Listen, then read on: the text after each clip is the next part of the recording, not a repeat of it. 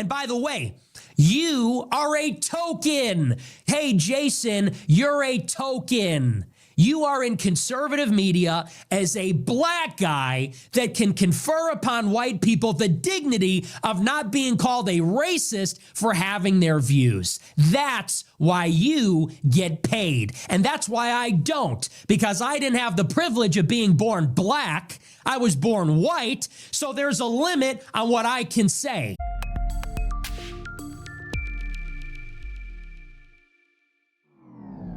Good day, good people. Thank you for stopping by a quick edition of the Independent Mail. When I say quick, I mean quick. I'm doing this on my lunch break, which I typically don't do, but I have been trying to record this video for 2 days and I haven't been able to, so I'm going to do it right now. All right, let's get right to it. Why did I feel the need to do this video so badly? 2 reasons. Number one, I literally felt horrible watching Jason Whitlock have to go through this. And as an independent, I agree with Jason Whitlock 50% of the time, which means the other 50% I don't agree with him, but I did not enjoy watching him have to do what he did during this clip. Number two, this is the second time in 2 weeks I got to see this scenario play out. What is that scenario? Well, it's the scenario of a black conservative having to deal with some of the worst nasty behavior that's inside of some of the people in the conservative/Republican Party.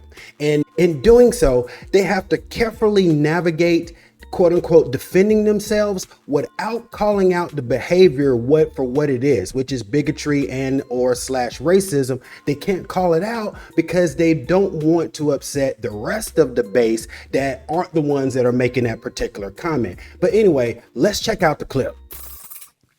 And by the way, you are a token. Hey, Jason, you're a token. You are in conservative media as a black guy that can confer upon white people the dignity of not being called a racist for having their views. That's why you get paid. And that's why I don't, because I didn't have the privilege of being born black. I was born white, so there's a limit on what I can say.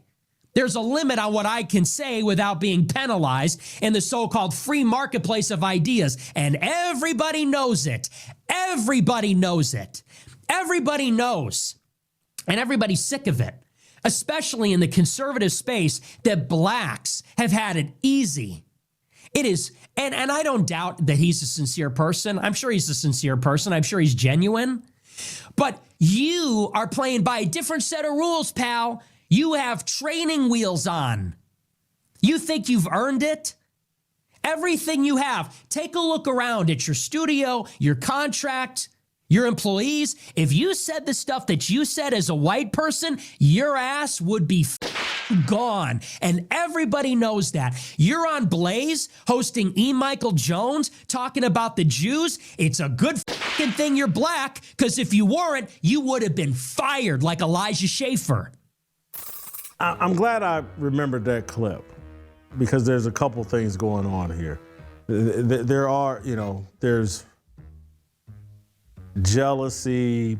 There is some sort of belief that I'm immune to the consequences of my journalistic standards, of my approach to journalism.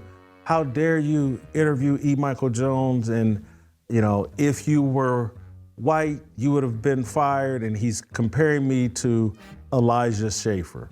I've had Elijah Schaffer on this show years ago when he worked at the Blaze. And when you are 57, 56 at that time, or when you start here at age 52, 53, when you have put together, when God has put together for you the journalistic career that I've put together, and I'm sorry, that God has put together for me, and I say that in all sincerity, that the things that I accomplish as a journalist, and they're on record, there's no question about it, that God allowed me to be one of the best sports journalists, and this will be offensive to the people that hate me, but it's just reality, in American history. Accomplished some things, wrote stories that major national impact, time after time after time again, exposed truths that no one else was going to expose. And I'm in my 50s, and he's comparing me to a child who was at the beginning of his career in the media, and expects that a child in this profession should be treated like a decorated military veteran in this profession. What were my takeaways from this clip? Well, the biggest thing that this clip did is it reminded me of a conversation I had back in the summer with one of my conservative friends. And we were in agreement about something. We were probably going on about Tiffany Henyard or Fonnie Willis or something of that nature. And the conversation really got going into really dumping on Democratic leadership as a whole. And then once that happened, then I posed a question and I was like, well, how do you reconcile Mr. Nick Fuentes, inside of your party? And his response to me was, who's that? And so as we just saw in the clip, some of the fine opinions of Mr. Fuentes, let's take a look at who Mr. Nick Fuentes is for those that don't know for various reasons. Let's check it out. All right, so you see we're on the Wikipedia page for Nick Fuentes, and what does it say? It says Nicholas Joseph Fuentes, all right, born August 18th, 1998, is an American far-right political pundit, activist, and live streamer who promotes white supremacy, homophobic, misogynist, and anti-Semitic views, which is interesting because I always get confused with the Republicans as far as what the stance is as far as the Jews. It's like when Israel is brought up, then it's pro-Israel, pro-Jew, pro-Jew, pro-Jews.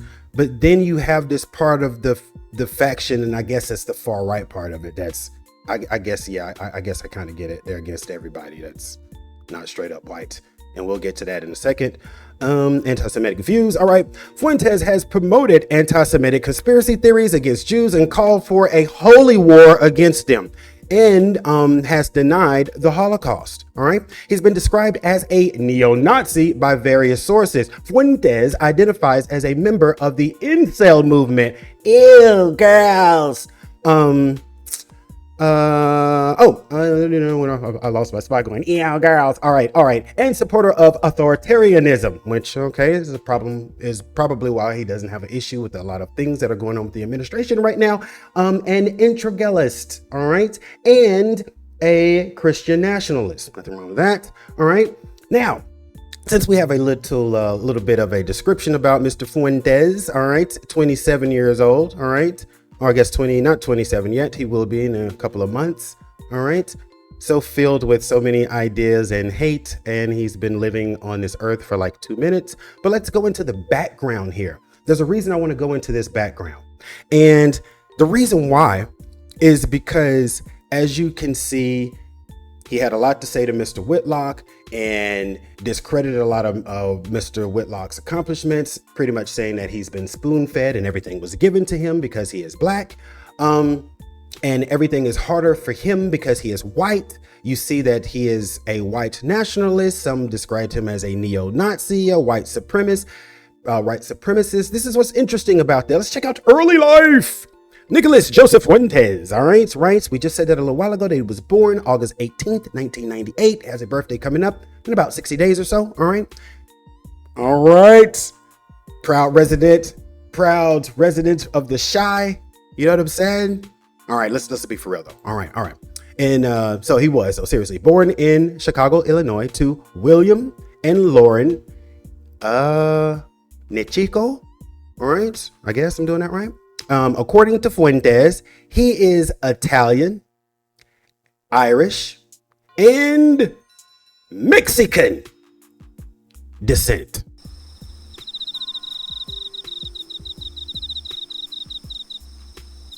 Italian, Irish, and Mexican descent, thus De Fuentes. All right. Fuentes lived in LaGrange Park, Illinois, and attended Lyons Township High School, where he was the president and student council. Like, all right, activism like that. All right. All right. He studied introductory international relations and politics during his freshman year at Boston University. He dropped out in 2017 after completing his freshman year, stating that he received threats for attending the white supremacist Unite the Right rally in Charlottesville. Remember when that lady got run over, the Tiki Torch guys? He was there. He was there. So again, this is for those who don't know who Nick Fuentes is. That's inside of your party. If you don't know for various reasons, just letting you know who this guy is. So yeah, like he said, he dropped out because he attended the Charlottesville Unite the Right rally. Then he said that he was going to transfer to Auburn University, saying that Auburn has better weather and better people, but ultimately did not confirm his enrollment. And why would he? He's making, $1 trillion talking S about everybody that's not white on the internet. But this is what's interesting about this, my man, is that if people, and when I say people, I mean the true Aryans, decide to really go down this othering exercise, bro, you don't fit. All of that screaming at Jason Whitlock talking about, cause I'm white, it's harder for you cause you white. You're not, bro. You're not. And see, the thing is that Irish and Italian, that's one person. That's moms. That's moms. Pops says Mexican American. Pop says Mexican American.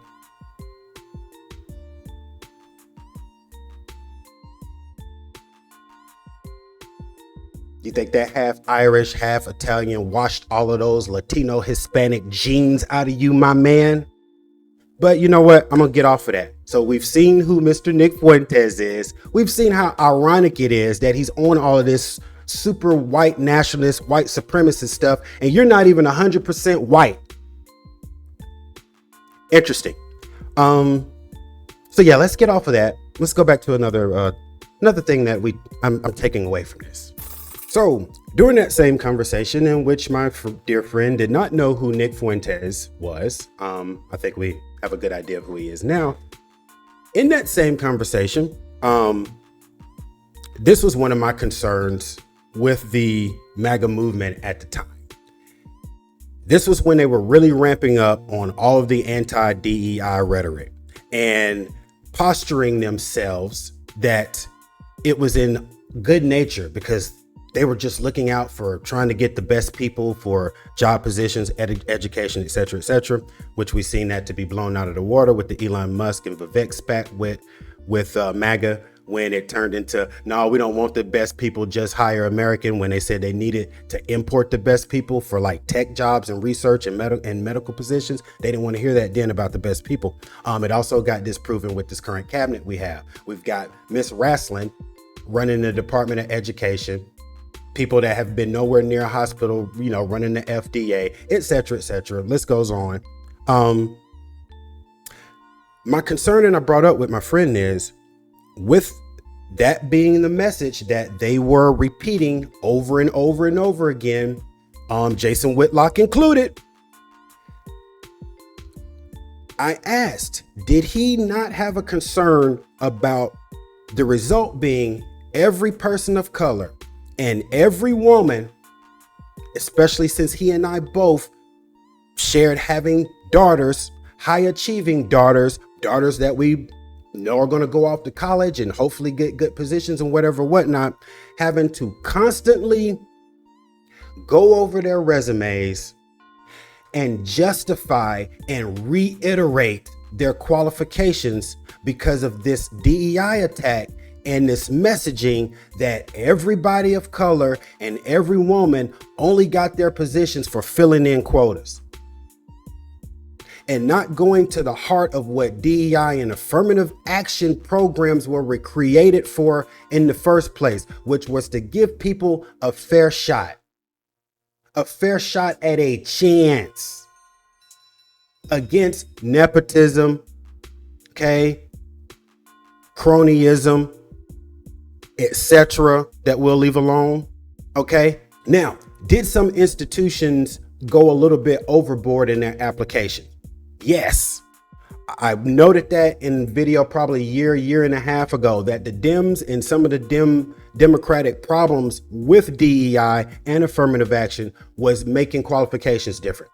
You had to leave the qualifications exactly the same, because once you changed them a little bit, you left this opening for this whole qualifications argument. And the thing is, that argument is almost disingenuous, because most people know that the difference in qualifications was only in certain instances. It wasn't across the board. And then lo and behold, what do we end up seeing? We see Jason Whitlock spending 5 or 6 minutes having to go over a 30-year career with a 26-year-old.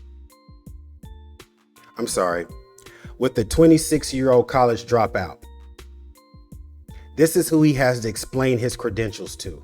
This is who he has to explain and bolster his qualifications to. A 26-year-old dropout. And like I said, I hated that Jason had to sit there and go through that. I also hated, like I said, having other conservative friends of mine have to also deal with those types of situations and not really truly be able to speak on them. Having to be called things like undone, that they're genetically inferior. Or if you have a female guest come on your show, she gets called a mammy. And all of these people were conservatives.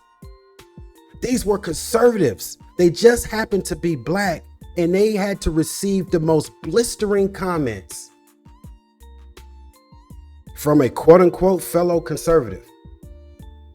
For what reason, other than on some minute point they may have disagreed on a policy or how to conduct something, and it turned into the worst of the worst, and they can't even properly address it for fear of the rest of their viewers, subscribers, support system. I'm one of the good ones, merit badge. All of that stuff's on the line if they speak out about it. So anyway, just want to get your thoughts on this, especially if you're a black conservative. If you've had to deal with this, how do you navigate it? Is it just something that you look at as a one-off, or is it something it's worth dealing with as long as you get the policy that you're looking for? I'm really want to know. You guys let me know what you think. Till next time, peace and stay informed.